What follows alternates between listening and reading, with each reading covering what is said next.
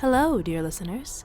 Content warnings for this episode include references to warlock patron trauma, stalking, manipulation, nightmares, amnesia, monsters, and descriptions of undead. Discretion is advised. Remember to take care of yourself and step away if needed. Now, without further ado, we welcome you to Capricious Provenance.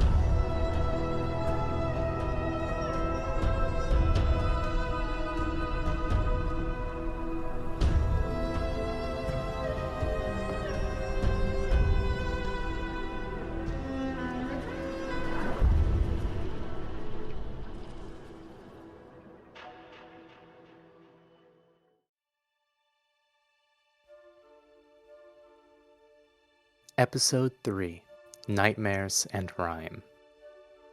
Ace of Cups.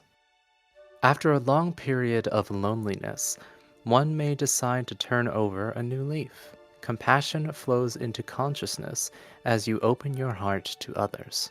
Ready to follow your intuition, eager to give and receive, seeking true emotional fulfillment.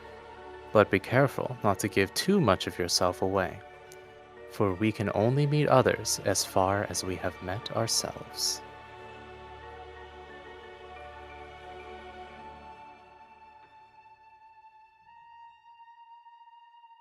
Last we left our heroes, they had just arrived in Crona Peak after thwarting Tibia's plans.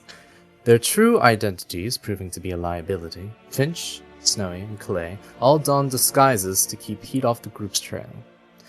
Sylvanus remained himself as he investigated the strange paraphernalia civilians were wearing, growing fearful of his former patron's growing presence. The group hired a mountain guide named Flintfoot McGuffery to help them traverse across the Maror Hold safely and ensure their arrival to the Lazar Principalities. We open our scene on the party making their way up one of the many summits in the Iron Root mountain range during the first day of travel. So, first things first, I'm going to need someone to roll us a d20. I rolled a nat 20! First day of travel goes without incident, and over the course of the day you see more frost form on the ground. As you set up camp for the night, you see that snowfall has become consistent. Not enough that it's a blizzard, but enough so that there's a soft blanket of snow covering the environment around you. McGuffery is fixing up his post and stands in front of you all to address you and goes, I will always take the first watch, but I advise everyone to follow after me for the rest of the evening. There are 2 more watch shifts over the course of the night after mine. I'm really good at seeing in the dark. Then I'll support Snowy for the second watch then, because I can't see shit in the dark. I guess that means you're with me for the third watch, Calais. Ah, yes. That sounds good. So as most of you turn in for the night, the snow gets a bit heavier, and your winter gear is becoming more useful. Nothing of note happens unless there's something you want to do on your watches. Snowy, didn't you say you came from somewhere like this? Oh, I lived in Karnath in the mountains. It snowed a lot like this. Oh, does it look the same? I've never been in the mountains before. It's very intimidating. I would say most mountains with snow do look the same. Yeah, I mean, it looks pretty similar. In fact, where you're from is actually pretty close to the Maror Holds in the Ice Top Mountains. Like, if it were 500 miles to the east, it would be in the Maror Holds. Would it be safe to say that Snowy knows which direction their home would be in? You would be moving south, away from where you're from. Snowy points north and she goes, I think my home would be in that direction. Oh, well, it's very impressive that you could even tell. It's a skill I've grown. Being in environments like this, I mean. Maybe I'll show you around, city boy. Oh, okay, yes, show me around. Is that the rock over there? Maybe you can tell me more about it. I will have to take a closer look at the rock. That sure is a rock. Actually, it looks like ice. I think it might be frozen. No, look closer. Maybe you'll see a rock inside the ice. Oh, okay. I think Finch will look closer, sort of kneel down, and as maybe the air from her mouth sort of dissipates, start shivering, take a couple seconds, and then look towards Snowy and go, Snowy, why are we fucking here? What do you mean by that? I mean, it's cold as shit. We could have left after, I don't know, the fucking bone lady? I think Snowy is going to look off into the distance with a thoughtful look and then move closer to Finch and Neil as if she's observing the icy rock. Well, I don't know about you, but I've kind of gotten attached to everyone here. We could have left, but I don't think that would have sit well with me.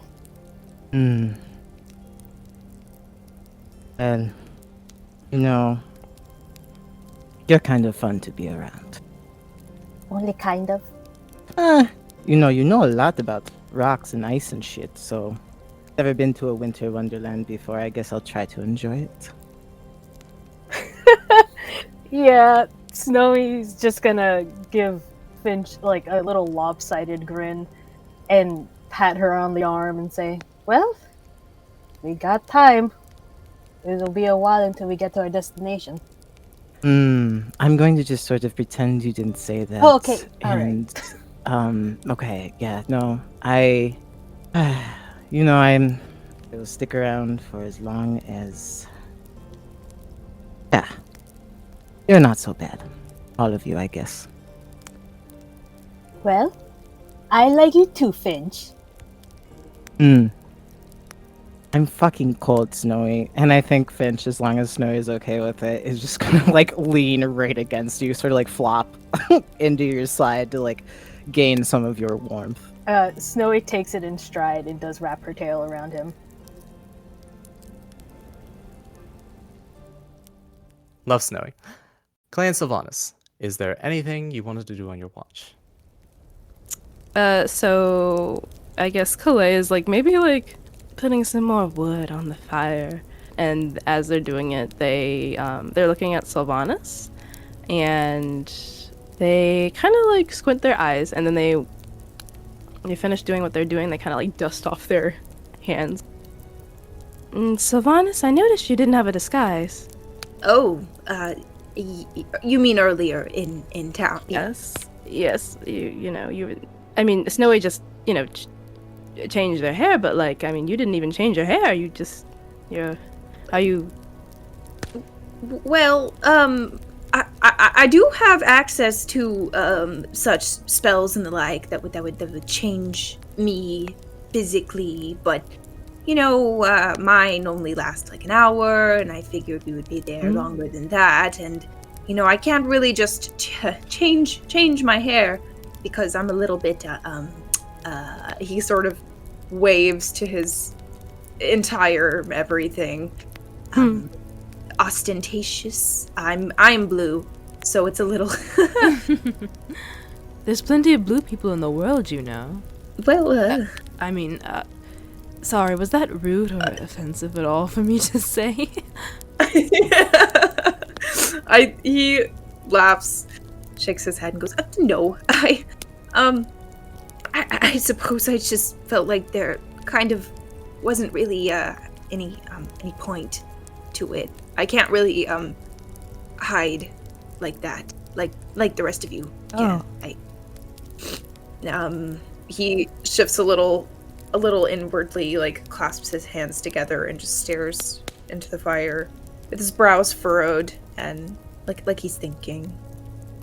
I suppose I could have done more. It just it feels kind of pointless, Calais, when the thing that you're hiding from can see you, no matter what you look like, no matter where you're at. I can't disguise my mind, Calais. Oh, and then Calais blinks a few times. Is the Seeker back?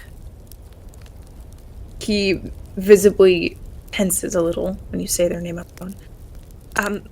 No, well, not quite.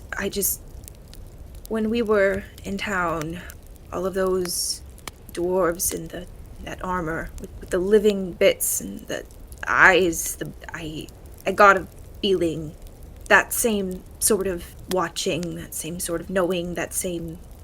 It just gave me this clawing anxiety. It felt so similar. Maybe I'm just being overly cautious, but it frightened me to see them here. Feels a little too similar for my comfort. Calais sighs, and they look down to think a bit into the fire, and they sigh again, and they go, I can't even imagine what that feels like. Sylvanus, I don't think any effort anybody would make would be pointless. If it's all in an effort to protect you.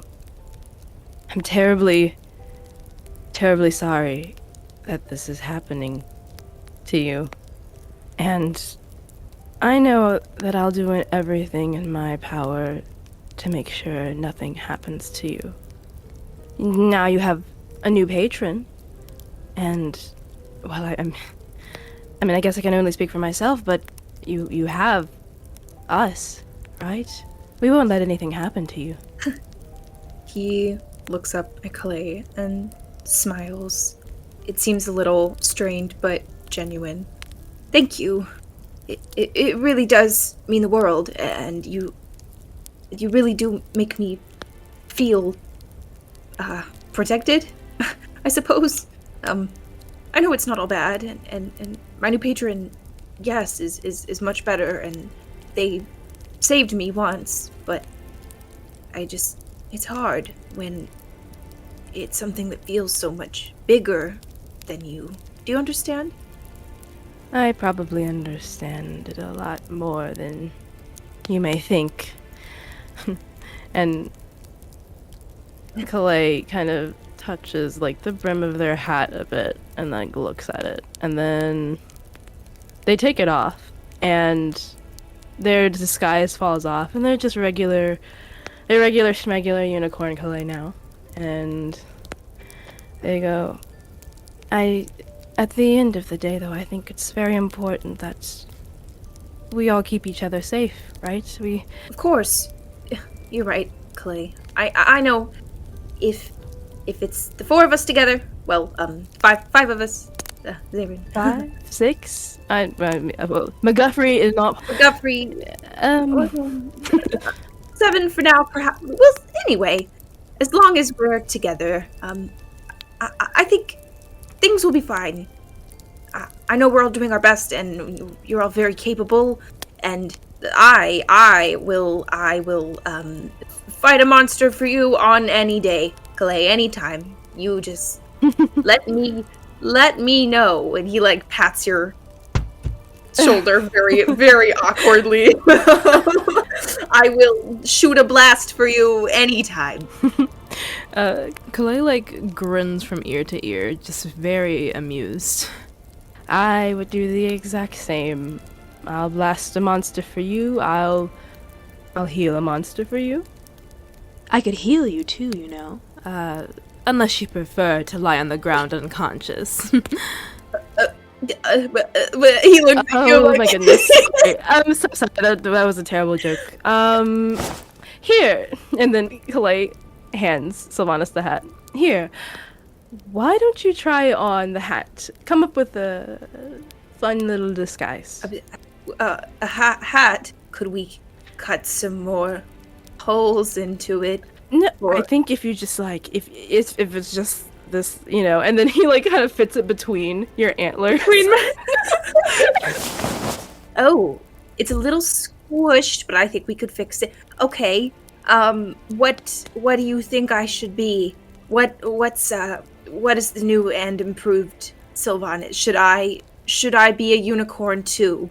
What if I think? Hold on. Wait, are you stealing my look now? Well, I mean, so we could match. You know how we match, like good old times. And he yes. closes his eyes and thinks really hard. He's just going to try to shapeshift to look exactly the same, but instead of antlers, he just has a horn to match yours. Do you think this would help? Oh, Sylvanus, it's perfect. I'm just having a bit of fun, Clay. I know this doesn't help at all. Oh my goodness. Oh, okay. Whew.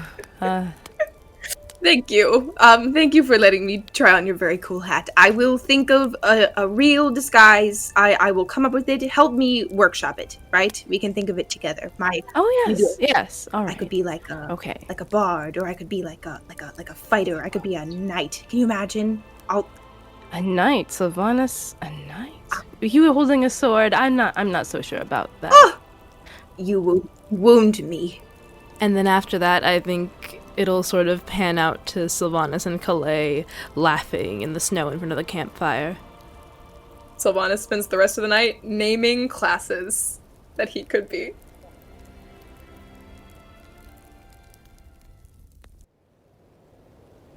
Alright, now it's the next morning.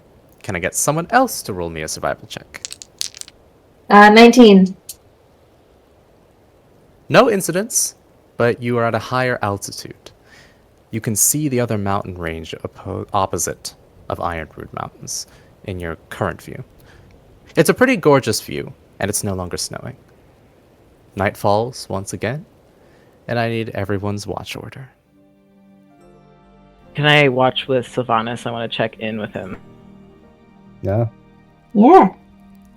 I will come over and sit next to Sylvanus and say, "Oh, I had a couple questions. You still feel bad out here? Or was it just around those people back at Crona Peak?" No, I think I feel okay out here. It was just, it was those eyes they wore. It gave me this feeling. I used to get it all the time. I mean, it wasn't exactly the same, I suppose. It was similar enough, though, to give me some distress. It's just this feeling of being watched, but not just, not just in the regular way, and it's more than that. I don't know. But it's mostly gone now with your new patron, but it was just for that instance that it felt. Yes, I haven't felt it at all, but it was just with those people. I don't know what that is. I tried to ask, but I mean, clearly no one knows. It's something they get out of the mine? Some kind of artifact, or it looks alive. I don't know, but Well, I don't know if this has to do, with what we're looking into. Afraid it might be. Your previous piss-peering patron, your PPP, did you know what sort of magics you were getting from them? I'm sorry, I don't understand magic the same way that you do. Little bit. So they gave me knowledge first and foremost. It was knowledge. So anything I didn't know, or anything I couldn't read or understand, sometimes they would just give it to me. It would just appear, and I would know it. And there were some other things, a few spells, To be honest, I don't know as much about them as I should like. How did I assume you communicated somehow? How did they appear to you, or? Kind of. Well, in my usual day-to-day, it would just sort of be, their presence in the back of my mind, kind of willing me to do things. But then, sometimes, well, most of the time, when I would sleep, I would wake up in this, it's like a library, kind of, except a little backwards, and they would come down from the sky, the stars. It would open up into this endless expanse, and they were enormous, and they had all these eyes, and he gets quiet after that. But it wasn't like that when you were awake? No, not when I was awake. Not like that. Well, Finch goes quiet for an amount of time where it seems like they're not going to talk again. And then they start rustling around a bit and pull something out from under their coat and put their hand out towards you and say, "Open your hands." Okay. Opening my hands now. You feel something in your hand as Finch puts theirs on yours. And Finch will hold her hand there for a while before it fully goes there. It's almost as if they are struggling to fully give it to you. It's an amulet of proof against detection and location. I don't know if this will work for you, but if anything, maybe it will be a comfort while you are here. Just, give it back. You think that we're somewhere safer. Oh, Finch, thank you. I'll take good care of it. And he will put it around his neck. You need to attune it, by the way. Not a problem. The only thing I remember being attuned to is Neverglee's mask, which I don't need because I don't think I need to be a peacock for any reason. So, Wait, what? Hold on. What do you wait? A peacock? Yeah, That's right. That's amazing. Yeah. Are you kidding me? That's Neverglee's fantastic. mask. You can turn into a peacock once per day. Here, if it would be for your amusement, Sylvanus will turn into a peacock and strut around in the snow for a minute if you think it's funny. Oh, okay. Yeah, if you do that, Finch will clap. Oh! Yeah, Sylvanus will have a little peacock promenade. He's doing a little dance around Finch. Oh, well, you know it might be useful. Use it to get into strange places. Yes, take good care of that. Don't let anyone see it. It's sort of a rare item. Will do. I'll hide it under all these many layers of sweaters. Well, good job and good luck. And then Finch lays down, puts the hat over their head, and goes to sleep. Oh, thank you, Finch. And Sylvanus just gives them a thumbs up, even though they are super not looking. I actually want to roleplay a little bit with Snowy as well during our shift for the evening. So Calais is like looking at Snowy for a bit while they are maybe they're like playing tic-tac-toe in the snow. I don't know. I like your new look, Snowy. Oh, thank you. I was a little unsure with, the complete change of my hair, but I kind of like it. Yeah, I think black looks good on you.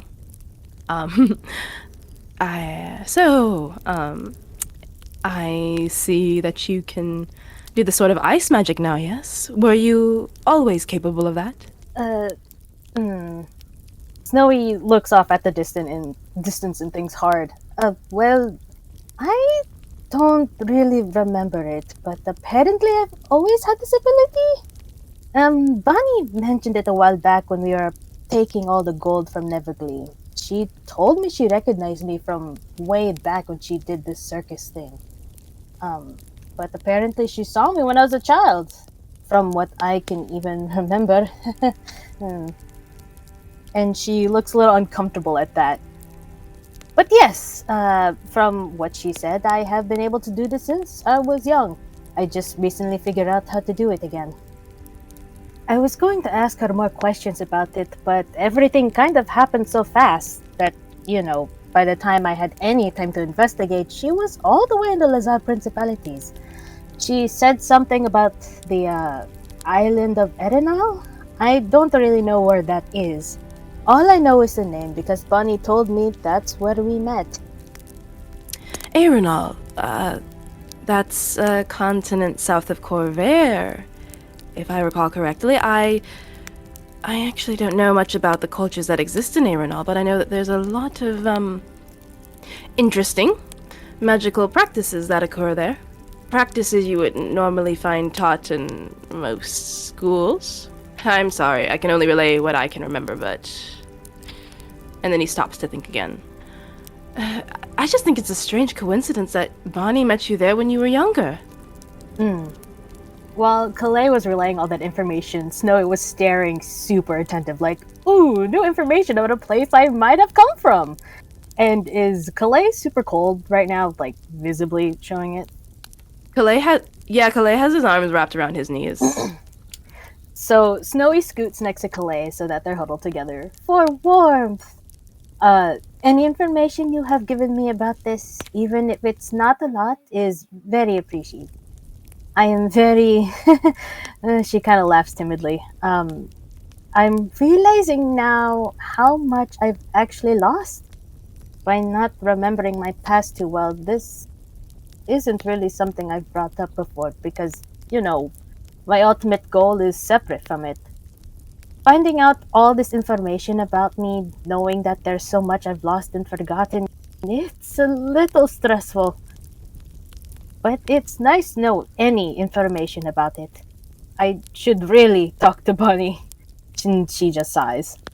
Calais tilts his head and says, "Yes, you haven't brought that up before. I mean, I know what you told me about your father and about the family you met outside the Mournlands, but is it your childhood specifically that you don't remember?" She nods and says, my adopted father found me during a blizzard when I was around 6, 7, maybe? And I remember nothing before that. I don't really mention it because it never really felt like something I needed to bring up, you know?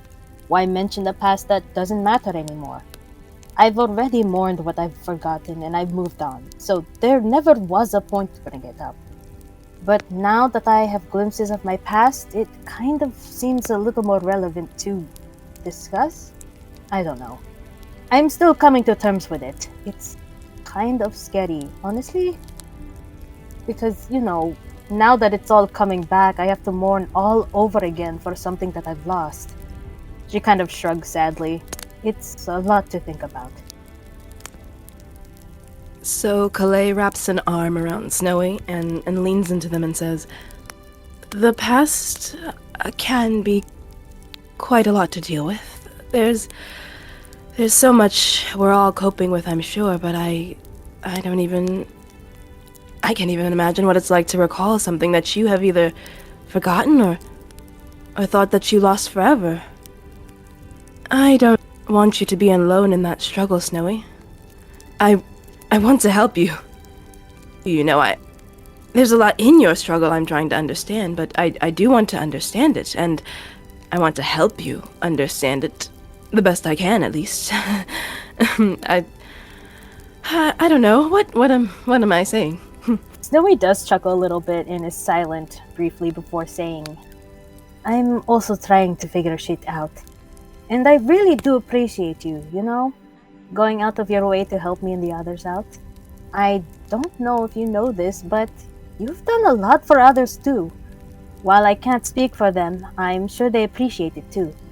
And I think that it's you're very kind. Words are hard.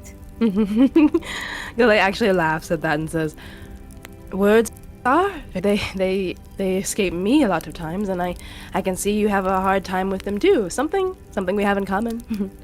And Calais kind of like squeezes her shoulder a few times. "But you're doing great, and even if you don't know much about the source of your new powerful magic, I think it's something wonderful that can take you places you've never been before, and I think that's very exciting." Snowy's hair fluffs up all happy at that. Thank you for always checking in. And she nudges his shoulder with her shoulder. Don't mention it at all. You've been through so much, and I just want to make sure you're all right. And the camera will pan out once again, but perhaps it's them like looking off into the distant night, as the snow is starting to cover the ground. Yeah, baby, that's it. As you end your shift, and you all turn in to get some sleep, Snowy, you find yourself in that blizzard again. The shadows of two figures approach you in the distance, and you can hear one calling out to you, Sasha! That name that is not yours, you don't think. But it sounds familiar. And they're calling out to you. What do you do? Take out any appearances whatsoever? Like, are they just shadows to me? They are too far away. Okay. Snowy's gonna run towards them again. You run towards them. And this time, you remember this sequence. This dream sequence. You remember that you know that there is a frozen undead creature up ahead. You're ready for it this time, knowing that it is frozen and it cannot get to you. You close your eyes as you run past it. And as you open your eyes again and you continue running, you realize that there is now a lot of these frozen undead beings around you. I need you to make a wisdom saving throw. Because while you're focused on running, you hear a loud crack as the ice shatters. A 13. A 13. One of these large skeletal beings breaks through the ice and lurches towards you. You don't even have a split second to react, to scream, or to put your hands up, or anything, as it engulfs you. And you wake up. Snowy shoots up from her laying down position and screams when they wake up. Finch also shoots up, has the gun out immediately. Calais sits up and grabs their spear and gets on their feet, anticipating an ambush. Are we under attack? Sylvanus just has an eldritch blast starting to grow in his hands, but he's still like half asleep. Snowy is breathing heavily, sweat fresh out of the nightmare, and she takes a moment to catch her breath and see what's around her. And she goes, "Oh, fuck. Sorry, everyone. False alarm?" And if you look at her, you can tell she is visibly shaken. Seeing this, Calais puts down their spear, just walks towards her and kneels beside them to put a hand on their shoulder. What's wrong? Did something attack you? Did you have a bad dream of some sort? Snowy kind of fidgets and says, the latter. That wasn't very pleasant. Sorry for waking everyone up. She looks at everyone kind of sheepishly. Sylvanus just kind of turns over in his sleep and waves a single hand and goes, "It's cool." Well, we're all up, so let us know if you need anything. Thank you. Maybe I might take you up on that later, perhaps. And as you're saying that, you hear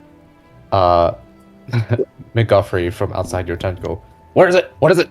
What?" It's okay. It's all good. We got it. It's always damn Yetis. No, I don't think so. We took care of it. It was a bed. Yeah, and you see Zarin sort of nonchalantly sort of waking up and getting out of his tent and says, "Are we all good? Do we need hot chocolate or something?" Hot chocolate? You have hot chocolate? And you didn't tell me? No, I'm sorry. I'm used to, I know what a nightmare scream sounds like. I was joking. I'll shut up. I'm just sad we don't have hot chocolate. Yeah, hot chocolate would actually be very nice right now. And, I've never had it before, so, I think it would be nice. She's Snowy's never had it, and it's so cold, and we haven't had a little treat in a while. You've got money for chocolate? Maybe. Depends on who it's for. I mean, it's hot chocolate, Zarin. How expensive could it be? 10 gold? Zarin sort of squints at Calais and raises an eyebrow. Okay, well, if there's no yetis, let's get moving, I guess. Can I have someone that hasn't rolled for me yet roll me a d20? 12. As you are going along, again, not a lot is going on. You do notice very large birds of prey that seem to have made their home here in the mountains, flying in the distance. You can tell by how big they are from this far away that they must be massive up close. Can I get the watch parties for tonight? I go second with whoever I'm with. I guess Calais will go with Finch this time. Actually, Calais, you get up to sort of take the next watch with Finch, and you actually feel a hand on your shoulder, and it's Zarin who says, I can take this one if you want to get more rest. Oh, certainly. I could use more rest. I feel like I haven't taken any watches yet, so, seems only fair. Do your part, Zarin. Do your part. Okay.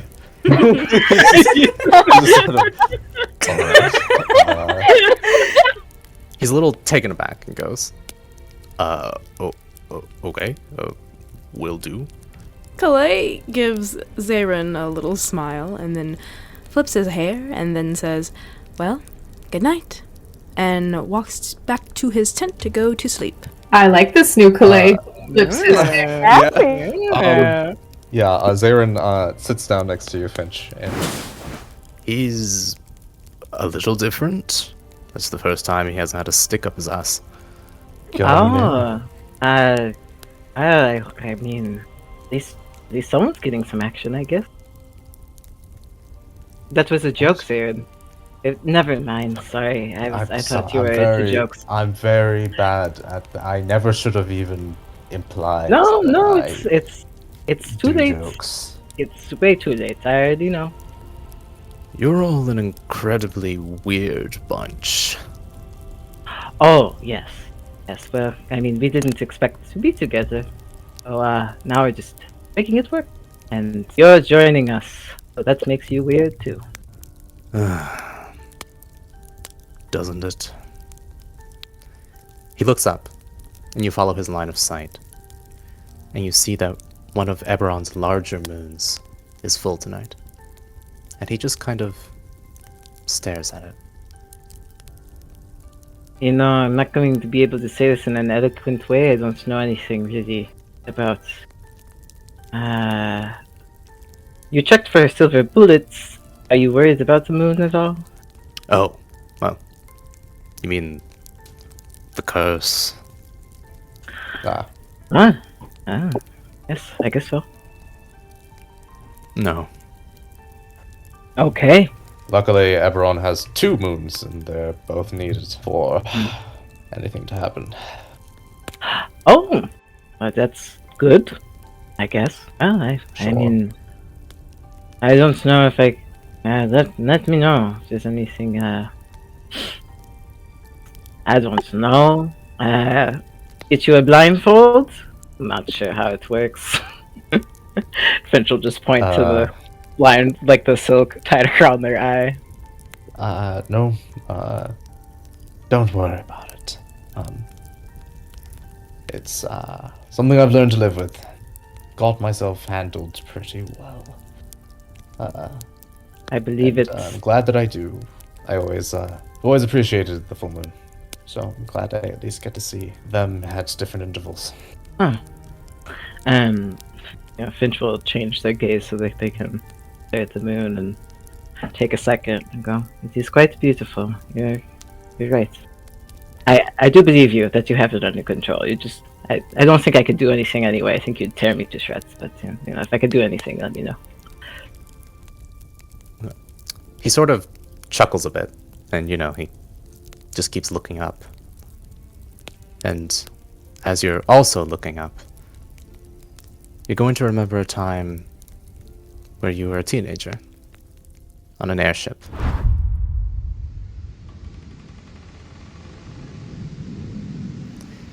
And you just couldn't sleep one night, restless. And you leave your quarters, and you walk out onto the deck of the ship. First thing you notice is Eberron's larger moon casting its full light onto the planks of the board of the ship. And of course, sitting on a crate towards the edge is Wes. And you see him writing in a journal that you've seen him write in before. Though, before you even get over there, Wes closes the journal with their hand. But you saw it shimmer just a bit as it closed. And Wes says, not even looking at you, It's a beautiful night. I only write by the light of the moon, if I can help it. It's all about manifestation, kid. Is that one of those your magic stuff again? Like a spell? Yeah, you can call it that. Spell that anyone can cast, really. Hey, so, I've been thinking. That's bad news right there. You've been thinking. Yeah. But I was thinking, though, what are you manifesting for yourself? Once this war blows over. Well, Finch TM will sort of look around, look back at Wes, really confused, be like, I just live day to day. I don't know nothing about. You don't have any aspirations? There's nothing you want to do with your life? And then I think he'll just sort of rub the back of his neck. I'm just kind of doing whatever works. I guess. I could. It would be real nice to have my own place. I think, like a real high, where I can sort of see over the city. That would be nice. Maybe I'll go see some other places. I guess. What are you doing? After all this shit, I think I'm gonna take a seat somewhere, whatever nations pop up after all this, and I think I'll be their king. What? What? That's what you want to be king? What are you gonna do with that? Oh my god, that's so much responsibility. Yeah. It's about time someone in charge makes something interesting in Khorvaire. I don't think anyone else is gonna do it. I don't have any plans on how.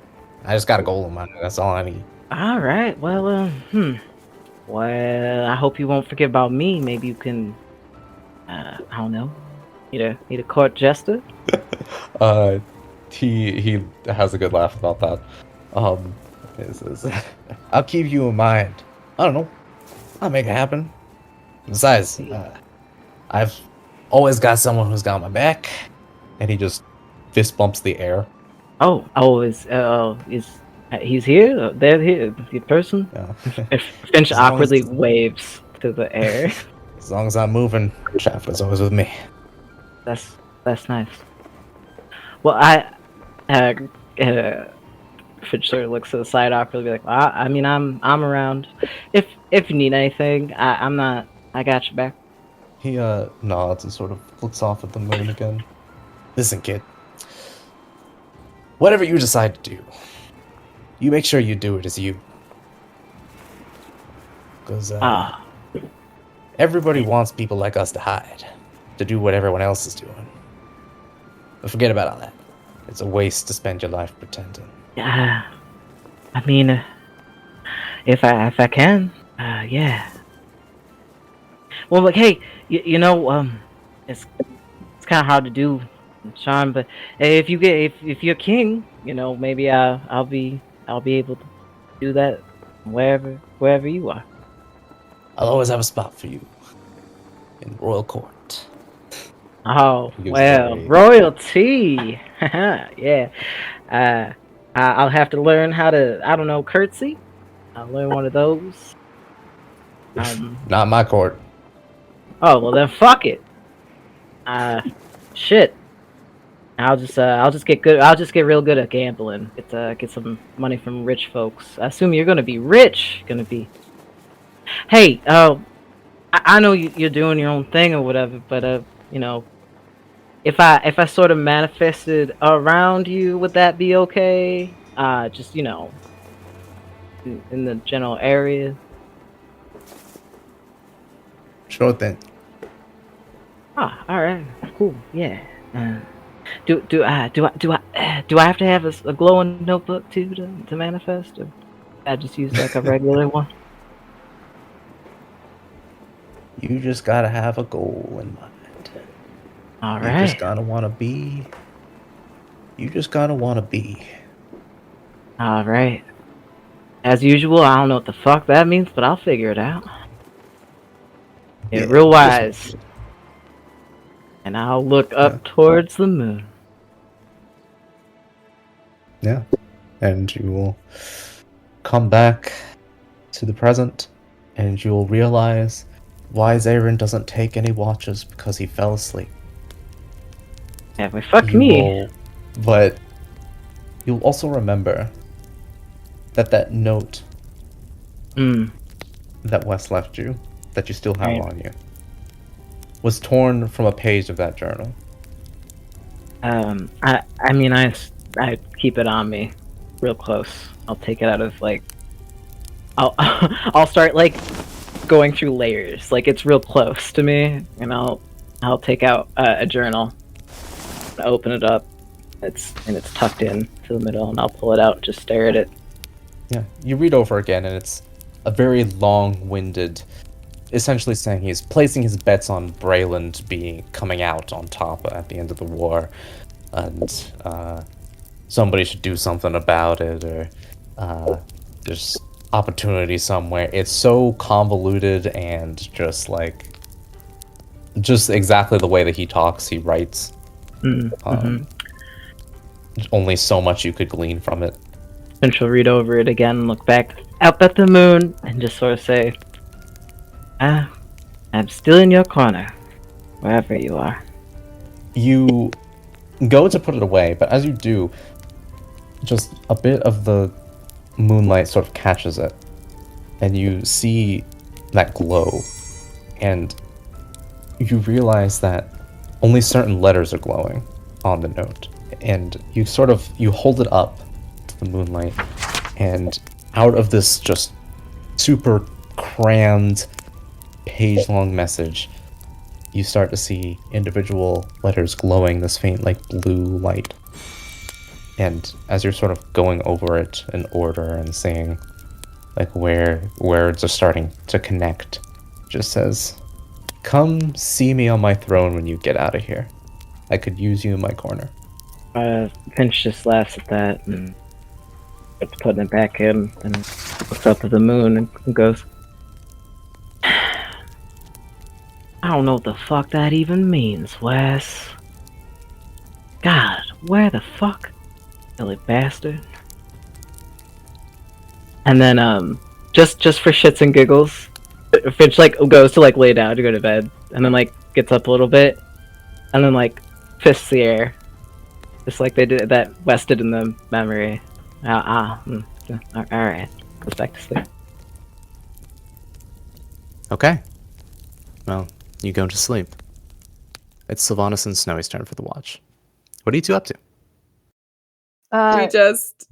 The way I picture it is that they're kind of just on guard, right? They're just sitting around looking, and Snowy just kind of looks over at Sylvanus and says, "Sylvanus, have you ever really been in snow before, or is this the first time?"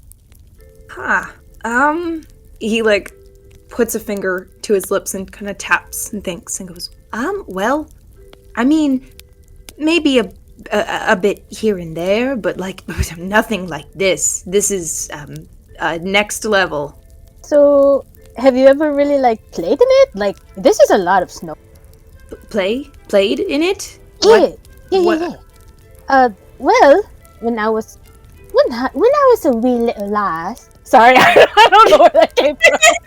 Oh my god, Mia God! Oh my gosh.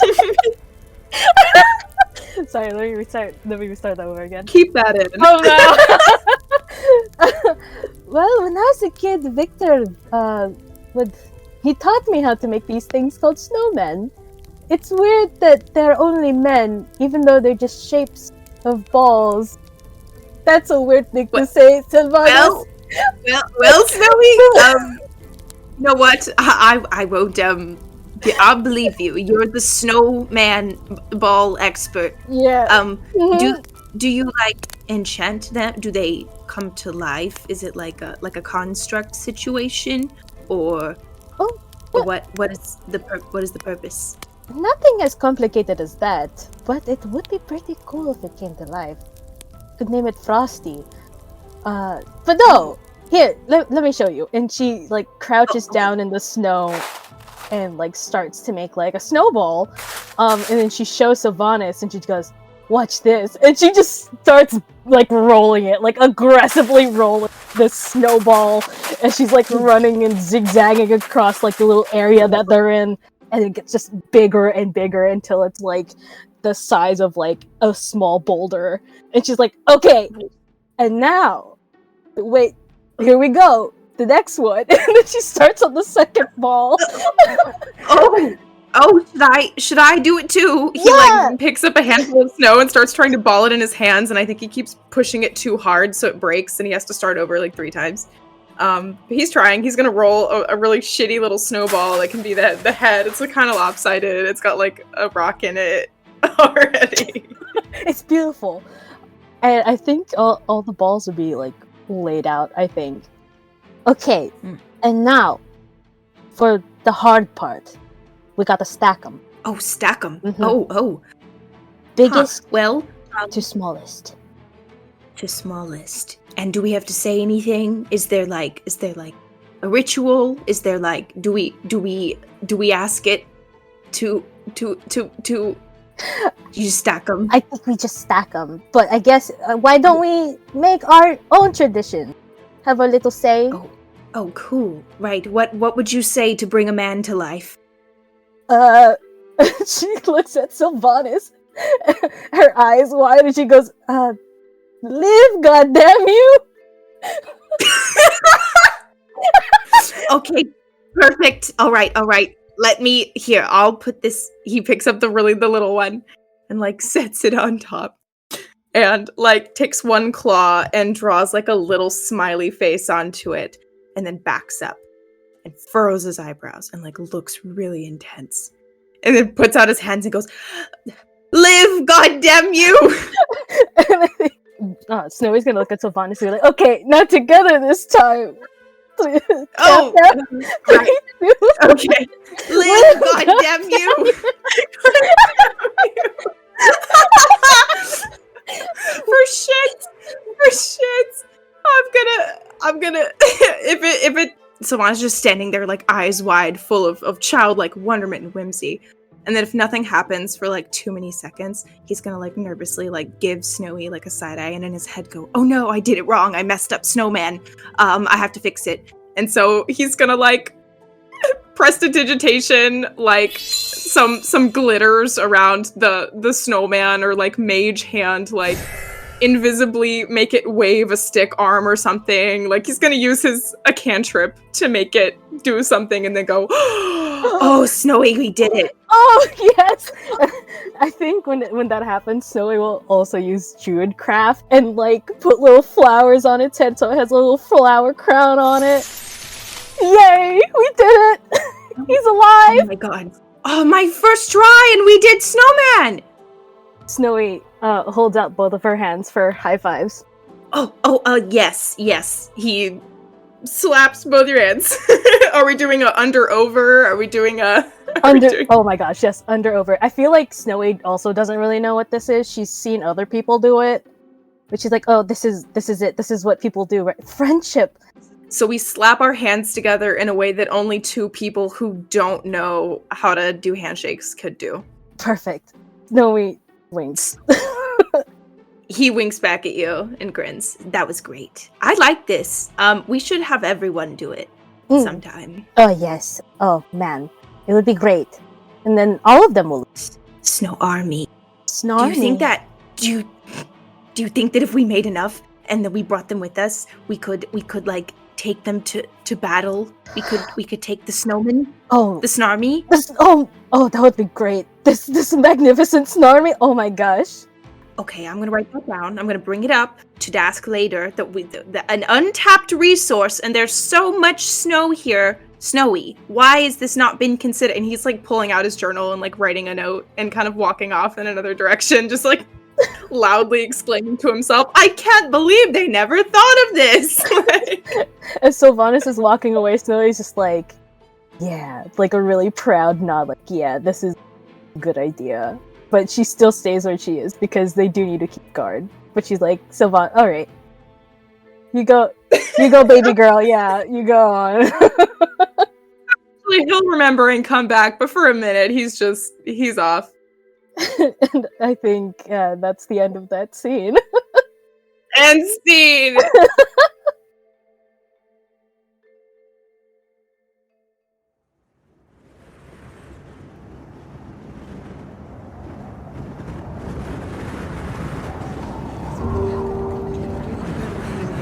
No, I don't get cold. I don't know, my fur, I guess. Well, I don't know why they are cold, but I've given you all the blankets I have. The camp is in the mountains, so everyone will have to get used to it unless you want to go out on your own elsewhere. Any route south from here would be more of the Mournlands. Wait. Stop. You can't feel that? Something is here.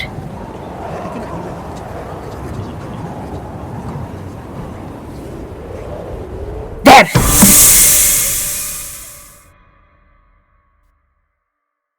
So the next day arrives.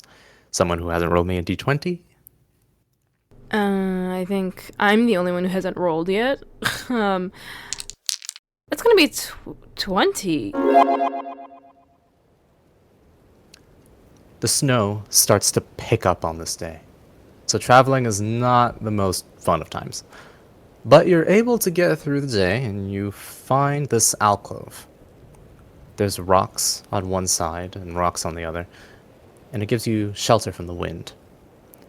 You set up camp in this rocky outcropping to get some sort of decent protection. Can I get everyone to make me a perception check for me? Damn, that's crazy. I love this. I love the dice this evening. I got a 19 plus 8. Got an 11. I didn't. Oh, sorry, no, 19 plus 5. 24. Calais. As you are all setting up camp for the night, you notice a sound. And it's very low, but it's rhythmic, almost like breathing. Just a ways off from where you're sitting. The exhales sound like the crackles of static electricity. So in response to this, Calais gets closer to the group. Do you all hear that? It sounds like lightning breathing. I can't explain it, but it's making me nervous. And Calais looks apprehensively in the direction of the sound. You relay this to the group, and McGuffrey says, Oh no. Oh, everyone shut up. Oh god. Okay, here we go.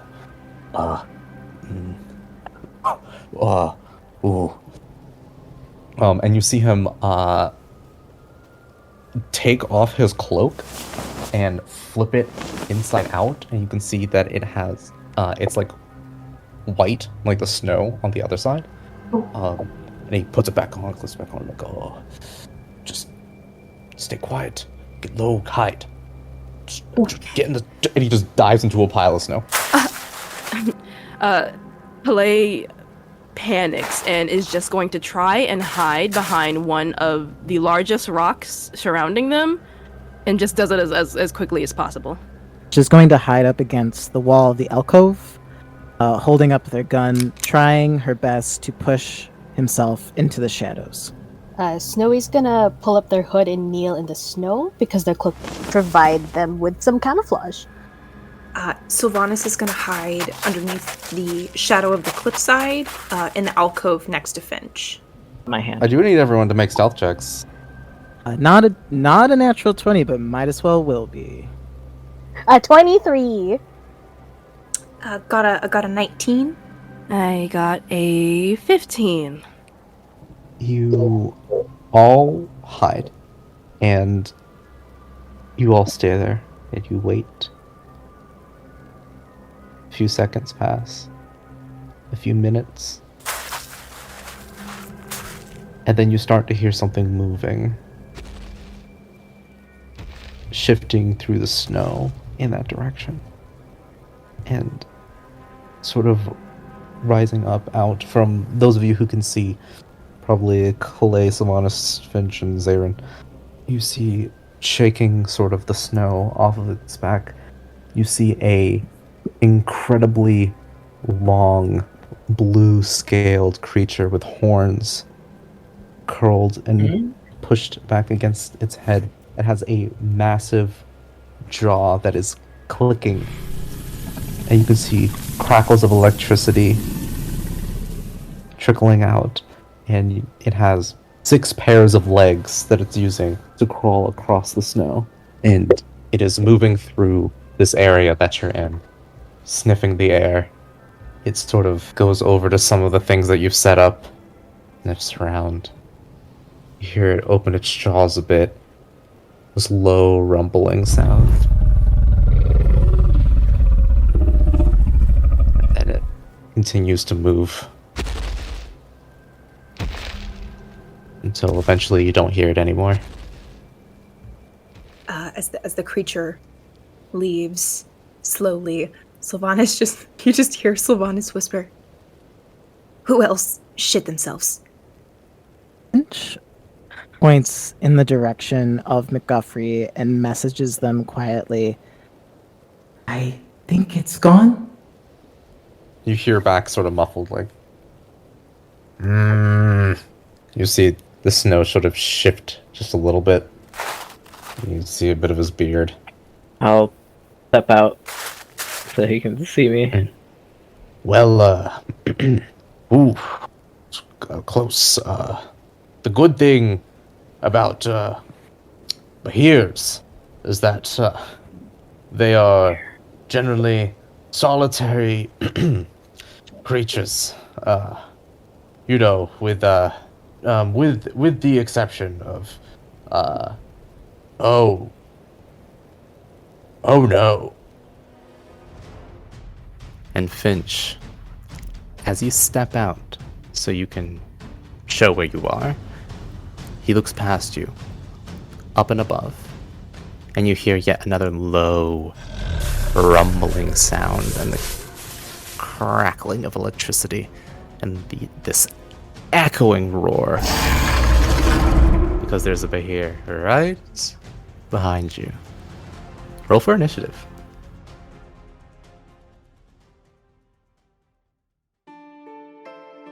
Thank you so much for listening to Capricious Provenance. If you like what you heard, don't forget to rate our podcast and follow our social media.